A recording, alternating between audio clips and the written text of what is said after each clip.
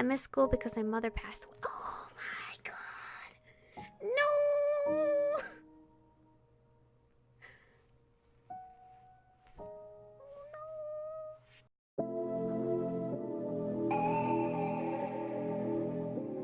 We're born in the moonlight.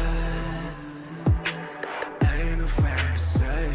Can't breathe in the sunlight. Hello beautifuls, this is Aromie here. Welcome back to Changeling. We are here having a little talk with Allie about the brownie. But that was just a little past memory.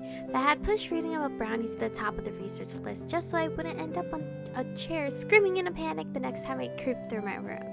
Again. And Allie hadn't been wrong about me seeing more and more of them in general. I didn't know anything about awakening powers because I had yet to manifest anything one called a power. But I was definitely seeing more weird things. Some were just shadows and a lot of them scattered around the corner of my vision just so I couldn't get a close look at them. I could hear them though, and I could feel them, which was sometimes worse, and they were everywhere. Home, in town, school. But the fact was that the school itself had started to feel strange, and I didn't know what that meant. How had I spent so much time in this building during middle school and never noticed it? There had always been weird stories, but those were just stories. Now the stories were infecting my reality, and I didn't like it. Like, how did I not notice the corner down by the janitor's closet was always dark, even when the lights were on? And how did I not notice how cold the music room was? All the time, or all the weird little traps in the hallways or on the stairs. And what did any of this have anything to do with fairies? If I was a fairy, why did I have to see creepy things too? I reached the top of the stairs and shivered as I looked down the long hall. There's that same cold spot right at the top. The fourth floor was the worst. I hate coming up here alone. I blew my hair out of my eyes and headed to the club room.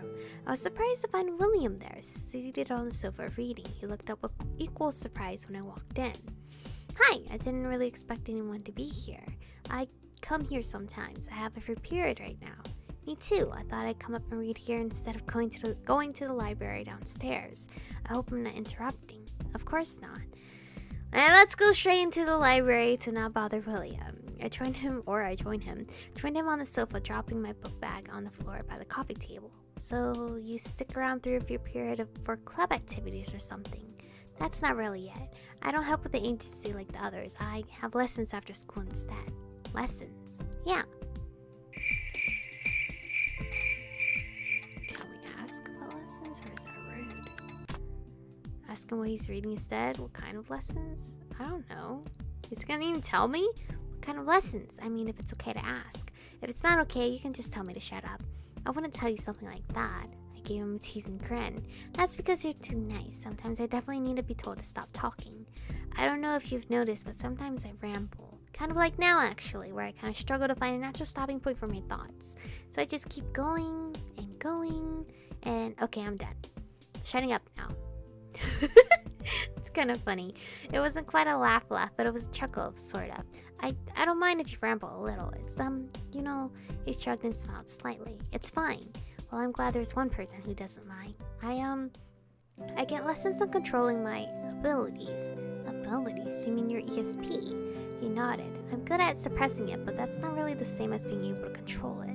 I didn't actually fully know about William's abilities. I knew a lot of espers had abilities that extended into telepathy or even telekinesis, but William had never gone so far as to explain his to me. We'd really only ever talked about the ghost things, whatever they were.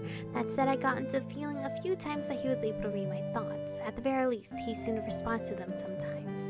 But I didn't really know how far his powers went. I actually found the idea of ESP almost more fascinating than magic in a way.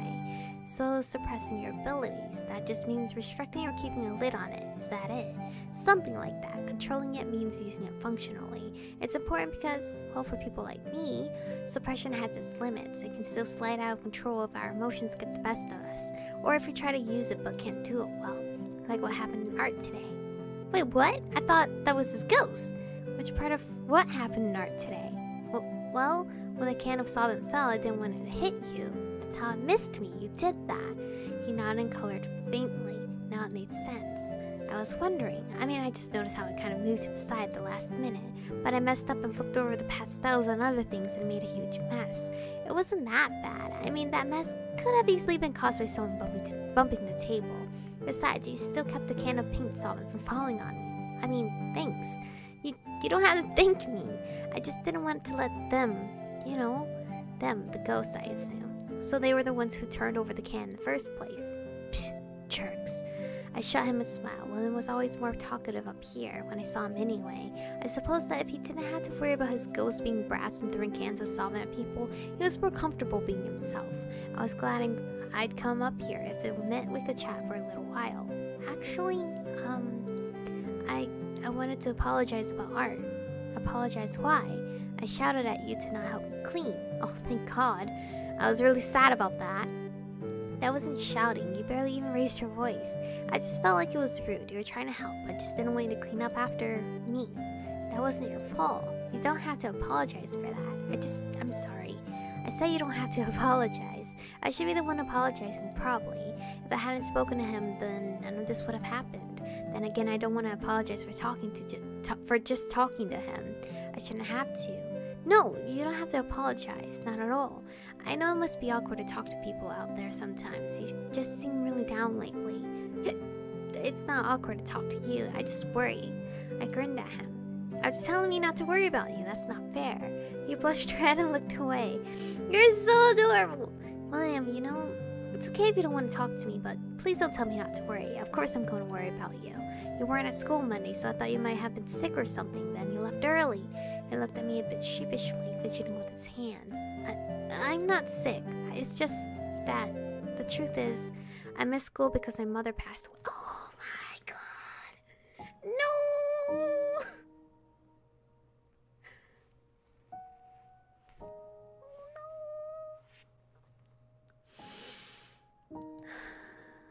Oh. The memorial was Monday, that's why I was gone.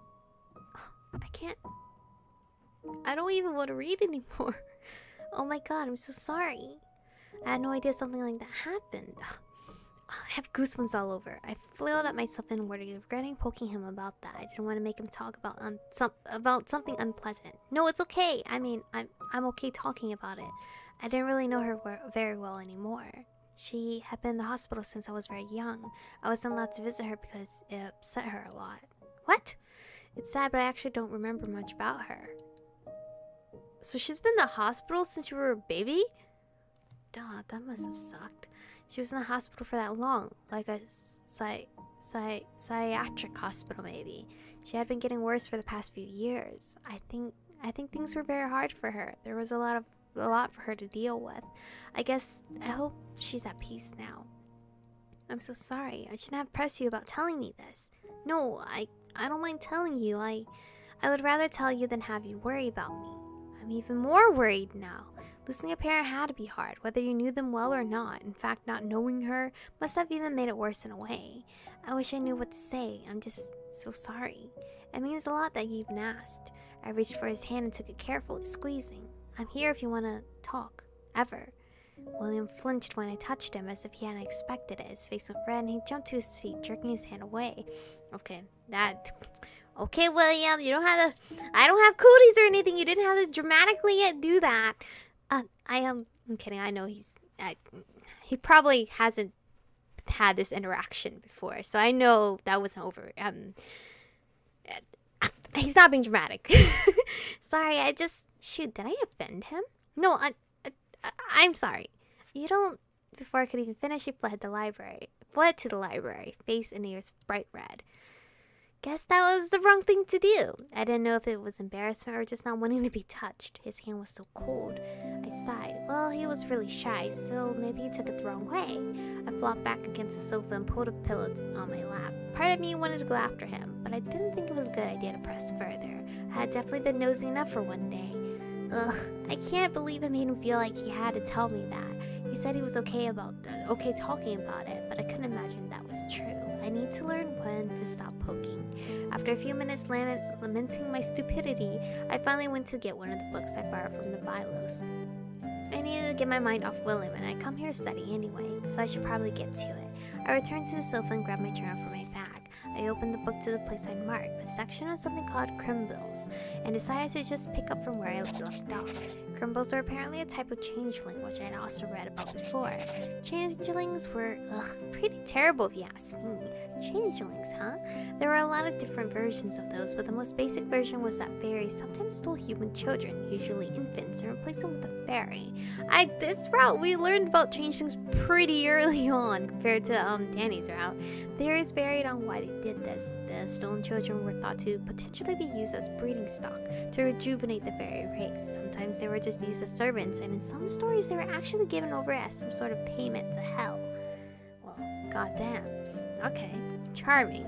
Crimbles were a variation of that. Apparently, if the human family were able to get their baby back, it wouldn't remember anything from the period of time in which it had been gone. I marked that down as something of note. It didn't really match my story at all, except there was a connection with amnesia. It was a tenuous connection at best, but still worth noting, so I could maybe look into it deeper later on. The lack of headway in my research was pretty frustrating. At this point, I was just desperate for any straws I could possibly grasp at, no matter how faint the connection. I sighed and flipped page over, scanning for anything useful. There was something about a type of goblin, then fairy cows that lived in the sea, because those were a thing apparently. At least they didn't rip you apart or try to drown you like kelpies. I got so lost in my research that I didn't actually realize the day was over until the final bell rang. I yawned and stretched as I sat aside my books. I felt like I'd gotten a lot of reading done, but I hadn't actually found much. Now that school was over, the rest of the club members would probably pop in briefly, then scatter, and I'd have read more or entertained myself for an hour before I waited for Allie to return for me. Sure enough, it was only a few minutes later when she showed up. She smiled when she saw me. "You're already here, that's rare. I came up during my free period today. I was hoping to get in some extra research." She perched on the edge of the sofa. "You're so studious." "Well, it's either learn about you crazy people or just lay down and let something eat me." "Hey, not all of us are into eating people." Right. You probably just turn people into newts, right?" "They always get better." I laughed at that, which or not, at least she still played along with all my dumb jokes. Where's everyone else? I think Danny and Elliot were heading straight to the agency today. Not sure about you, and saw Mark and Shelly downstairs right before I came up. I haven't seen William. Oh, he went to the library a little while ago. He said he has lessons later. Oh yeah, he does that. That's what's been keeping him busy these days. He said something about learning to use his abilities better. Yeah, the agency has been pretty keen on him doing that. The agency? Yeah, he's, well, all talented espers can cause issues if they don't learn to control the powers properly. A lot of them are found and taught at a young age, but not William. So he has a lot of catching up to do. Sounds like me. Yeah. So who's his teacher, Vilos? Actually, Vilos is his partner, a really cool lady named Guess. Her name is Guess? Okay. Yeah, don't let her hear you say it like that. You'll get an earful. You really have to meet her sometime, though. She's totally cool and hilarious. She taught me some magic way back when I first got into all this. Still hasn't taught me how to properly beat up a ghost, but still. She has some crazy stories. How do you beat up a ghost? I have no idea, but like, she owns this motorcycle shop, and she has this story about beating one with a huge monkey wrench or something. She said she got it blessed by a priest that's a friend of hers. I can never tell if she's serious or just pulling my leg. She sounds awesome. Yeah, totally. I would love to just listen to her talk. She totally is. You have to meet her sometime. I hope I get to. Sounds like the agency is full of pretty colorful people. You don't know the half of it. Anyway, as much as I love to stay and chat, you have to go. Yeah, sorry. Back in an hour. I'll be here. Okay, good luck with your reading. Good luck being a secret agent. And with that, she was gone, busy with her errands and Samhain-related work. I really need to have her explain it all to me at some point, at the very least. I just wanted to be sure they didn't actually have her doing anything dangerous. I'm sure it was fine, but sometimes I worry. I settled back into the sofa and picked up my book again, trying to focus. I was determined to make some headway before she got back. With another full hour ahead of me, surely I'd find something useful. Maybe. I sighed as I flipped back to where I'd stopped. I hoped so anyway. Chapter 2. Missing Haunts. We still have like a minute left. Friday, October 22nd, that you guys can't see. It was well after midnight for sure. I should be in bed, but nope. I was sitting in the back porch staring. Okay, I'm not sleepwalking, thank God. Staring up at the starry sky, feeling very, very small and scared. This is starting to become a habit. I had almost made it to the woods again in the middle of the night. It was the third time already this had happened. I was becoming more and more convinced that sleepwalking wasn't just a normal sleep disorder. There was something strange about these incidents. Forget that, I never in my life had issues with sleepwalking, but during every episode there was this eerie feeling of being pushed aside and forced to observe someone else controlling my body. And only with great effort was I able to regain control and wake up. I wasn't even sure I was really sleeping per se, or really waking up, and I didn't know if sleepwalking was the right word for it. What I did know was that I hated it. It was frightening and it was dangerous. Okay. I rubbed my eyes tiredly. I didn't know what I should do. On one hand, if it was paranormal, I might need some help to figure out what to do about it. Who even handles this stuff? Are there cryptic doctors? I wasn't ready for that, whatever that might entail. I'd had people poking and prodding me before because of wandering off in the woods. I just didn't want to deal with that again. Ugh, why did this have to start happening right away? I didn't want it to be this way. I shivered as a little breeze kicked up. The tallest trees creaked eerily as they swayed against the sky, letting out a long, shaky breath. I finally got to my feet. I should go back in. And this is where we're going to save for today. I really pray my girl is just gonna like call William up or text him to see if he's awake or like something with his phone number eventually. I don't know. But anyway, thank you guys for watching today's episode. Stay beautiful, and I'll see you guys in the next one. 혼자 주저앉아 생각만 커져가 언제